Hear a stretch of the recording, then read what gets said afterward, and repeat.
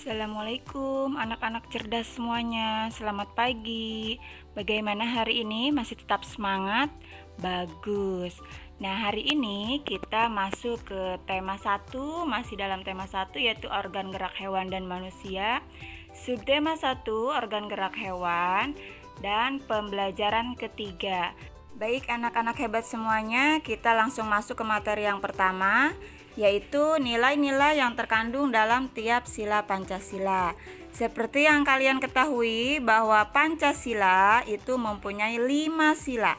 Panca artinya 5, sila artinya dasar, jadi 5 dasar. Nah, apa sih yang terkandung dalam setiap sila Pancasila? Sila yang pertama, yaitu ketuhanan yang Maha Esa, mengandung nilai bahwa masyarakat Indonesia mengakui Tuhan adalah pencipta alam semesta.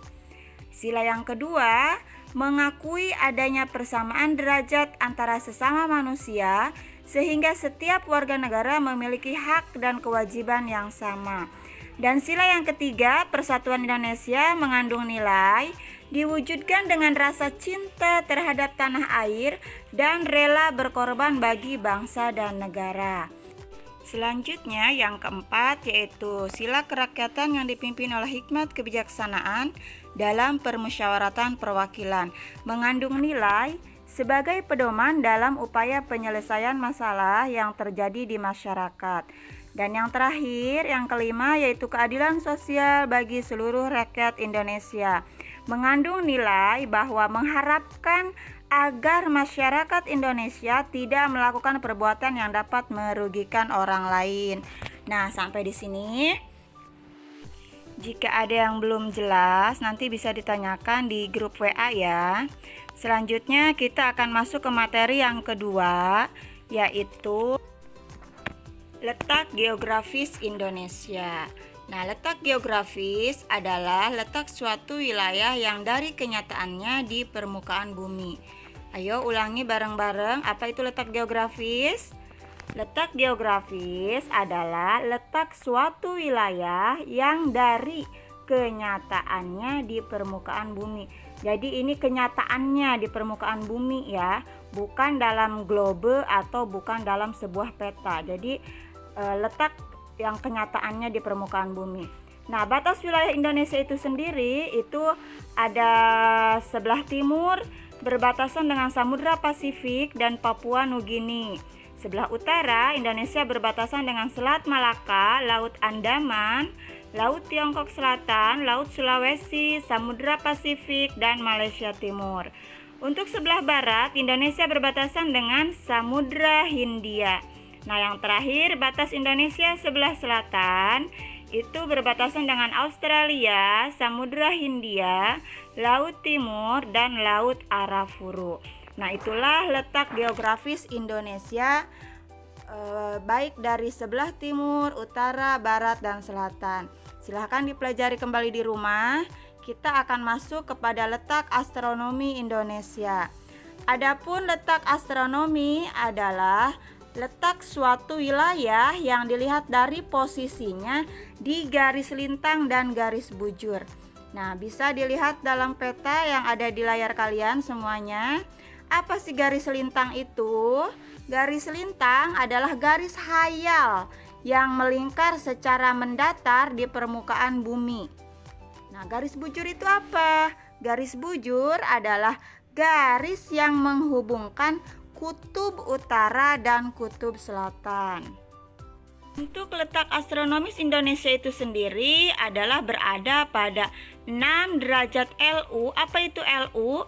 LU itu adalah lintang utara sampai 11 derajat LS atau lintang selatan dan 95 derajat BT bujur timur sampai 141 derajat BT bujur timur. Nah, sampai di sini harus diingat ya, ada letak astronomis dan ada letak geografis. Selanjutnya kita masuk ke pelajaran atau materi yang ketiga, yaitu kalimat utama dan kalimat penjelas. Masih berhubungan dengan ide pokok yang kemarin, ternyata dalam kalimat utama dalam suatu paragraf itu ada juga kalimat penjelas. Jadi selain kalimat utama juga ada kalimat penjelas. Kemarin kita sudah belajar kalimat utama atau kalimat pokok dalam suatu paragraf. Nah, hari ini kita akan belajar tentang kalimat penjelas. Apa sih kalimat penjelas? Kalimat penjelas adalah berisi informasi tambahan untuk menjelaskan lebih rinci hal-hal yang disampaikan kalimat utama. Dapat berisi informasi tambahan, alasan atau sanggahan yang mendukung pernyataan pada kalimat utama, sehingga disebut juga kalimat pendukung. Nah, cukup sampai di sini. Ada yang bertanya, silahkan di grup WA ya. Bacalah contoh paragraf berikut. Ini contoh pada sebuah kalimat. Serangga menggunakan 6 kakinya untuk bergerak.